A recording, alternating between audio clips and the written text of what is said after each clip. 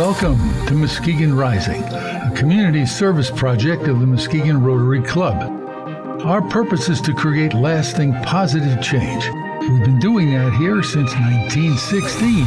So, let's get started. Hello, Muskegon. Your host today is myself, DJ Hilson, and it's actually my honor and privilege and pleasure to have as my official first guest of this great new series, Muskegon Rising. So is our local county sheriff, Michael Poulin. Good afternoon. Glad to be here. Thanks for being my first guest, or my first one. Yeah. We're going to talk a little bit today about law enforcement and community involvement, but I want to start with you. If you could maybe give our listeners and watchers a little outline of your law enforcement career. Well, my career started in 1987, the fall of 87. I've worked here in Muskegon County my whole career. Got ultimately hired at the sheriff's office in 1989 after working part-time at a few agencies. Through the years there, working nights, a great deal of my career was spent working traffic services, doing accident investigation and crash reconstruction. 2003, I was promoted to sergeant. Ultimately lieutenant and captain, being promoted through the ranks. Then I retired in 2016 to run for the office of sheriff, where I'm currently serving my second term. Well, it is actually, there's a lot of things that I find fascinating about you, but one of the biggest ones is the fact that you've spent your entire life here in Muskegon County. And so you have essentially seen a lot of the different growth and development on a lot of different facets.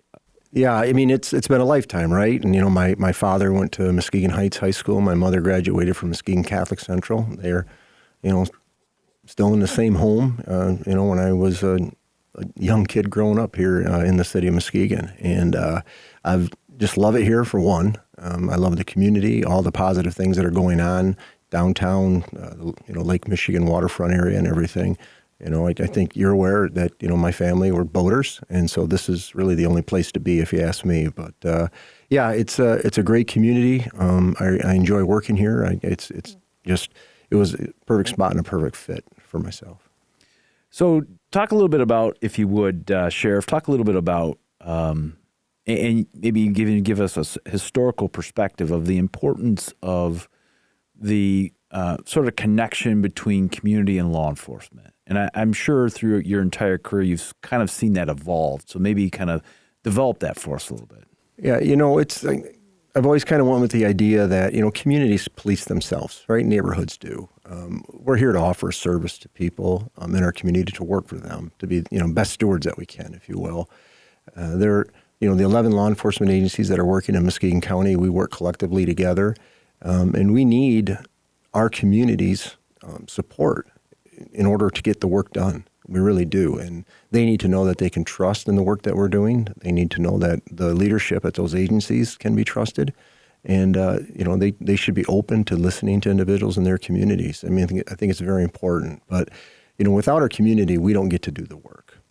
And that's on both sides. We need to be that voice for the community, and we need to be the ears, too, because we need to listen to what is important for our community, especially a position as an elected sheriff, most importantly. Over the years, and even if we look into more recent history, there seems to be, on a national level, this discord, if you will, between community and law enforcement. And there are a lot of things you can point to that have maybe contributed to that. Obviously, unfortunately, we see a lot of negative and not a lot of the positive. And so maybe describe how most recent history has sort of changed the dynamic of how law enforcement operates these days. We see a lot of it, but I think we hear more of it, that negative.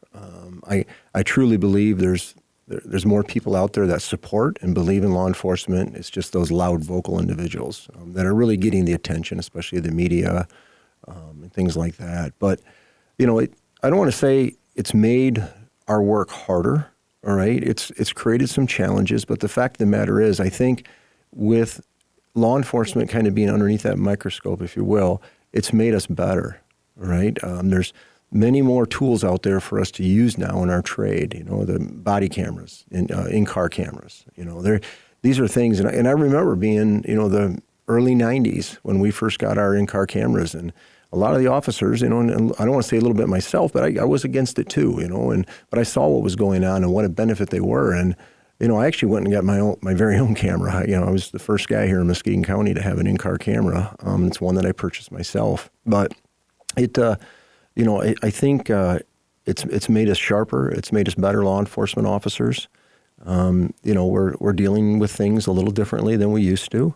It's like the community will question law enforcement from time to time, and I'll be honest with you, I'm good with that. I'm okay with that, because if we're doing the work that we're supposed to be doing, we're going to get the community support. Now, you and I, obviously, we've been involved together for a few years now, and obviously on different committees. And how would you, and obviously you're very active in your statewide association, and so you get a chance to talk to your colleagues across the state of Michigan. How would you rank where Muskegon compares as it relates to community law enforcement relations compared to some of the other counties in this state? And I do. So I'm on the executive board for the Michigan Sheriff's Association, and we do share those stories and how things are going, within the 83 counties in the state of Michigan. And sometimes when I sit through those meetings, and it's kind of unlike our cops board meeting, which you sit on, as well. And we see this community collaboration of law enforcement leaders that we have here in Muskegon County. You've said it at meetings before, and so have I. You don't see it anywhere else, not like you see it here. I mean, those other agencies have relationships with the other partners that they have within their communities, but I don't think it's like what we have here, honestly. We've done our best always to work together as chiefs, as leaders for our community, to make sure that next jurisdiction has the tools, the resources that they need, either to complete an investigation or get specific work done. Case in point, me going to the County Board of Commissioners the last few years just to get additional dollars out of my overtime budget to assist with some violent offenses that were happening in Muskegon County, to try to really, get a grasp of that and take care of it. Really that kind of out of the box thinking, if you will. Well, let's jump off out of the box thinking, because since you've been sheriff, you've come up with some pretty innovative and clever ways to really connect with all ages of the community. Let's talk a little bit about that. What are some of those things that you really are proud of? It was. Let me step back a minute here, because when I was working in traffic as a traffic officer for the sheriff's office, we won 12 statewide awards over 10 years for traffic safety initiatives that we were doing back then. And it was always my goal to come up, what's the next thing we can do? Every year we wanted to improve. Every year make something better.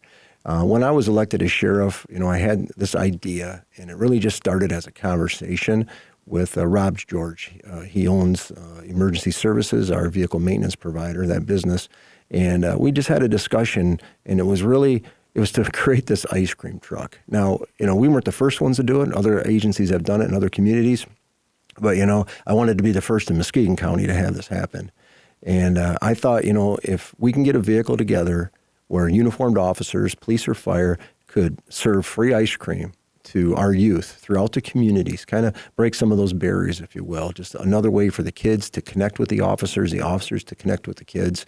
We've been 2 years now operating this, our Polar Patrol, this ice cream truck that we have. It was, my conversation with Mr. George when we first started talking about this, it was probably about a month after that conversation.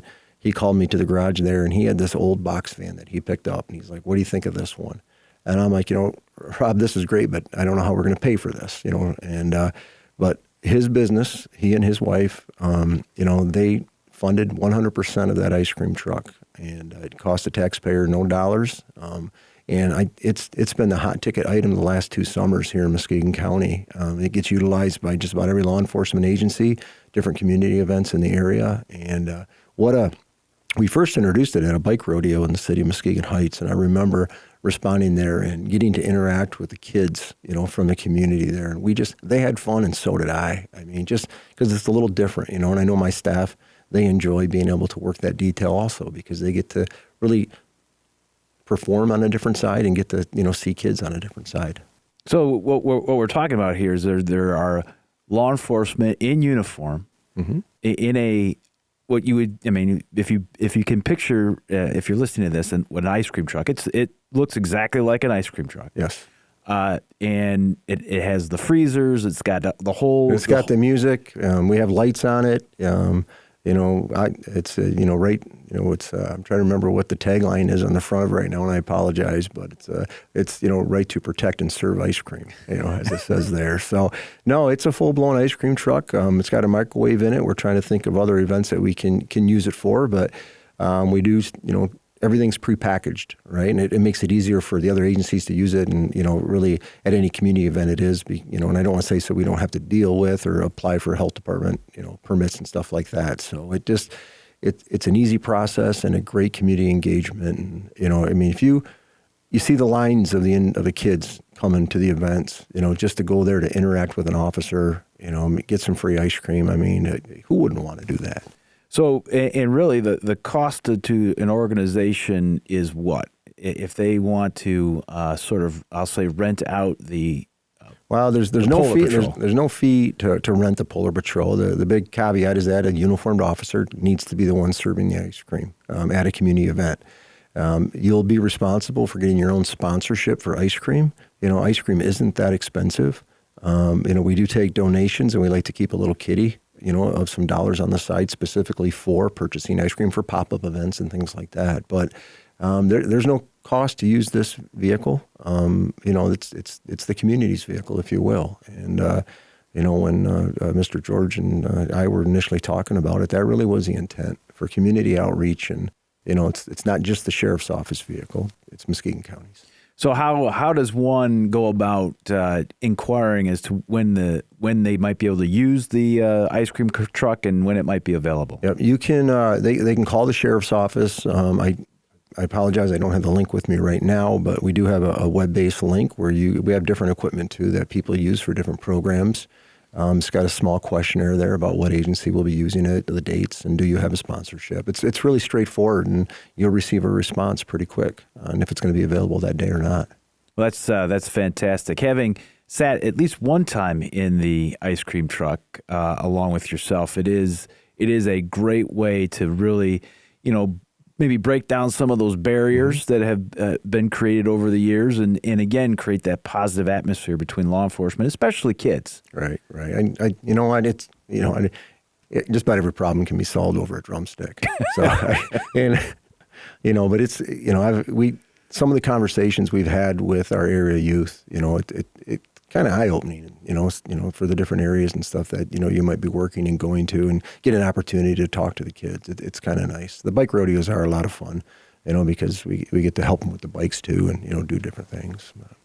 Well, great innovative idea, Sheriff, and another great way to connect with the community. And, obviously I just appreciate all the things that you do for the Sheriff's Office, our partnership with you guys as well as law enforcement, and certainly, the community itself. I agree with you. I think we've got the best thing going in Muskegon. We shouldn't take it for granted, folks that are listening to this podcast. And, obviously, having guys like you to help us serve and protect, I feel safer every day. So thank you for that. Oh, thank you. I appreciate that. Yes, sir. Yes, sir. That wraps up this edition for me. Thank you, Sheriff Poulin, for being my first guest on this wonderful podcast, and thanks to Muskegon Rotary, and always thank you, Mike Vogus, for making these innovative ideas happen. Yes, thank you.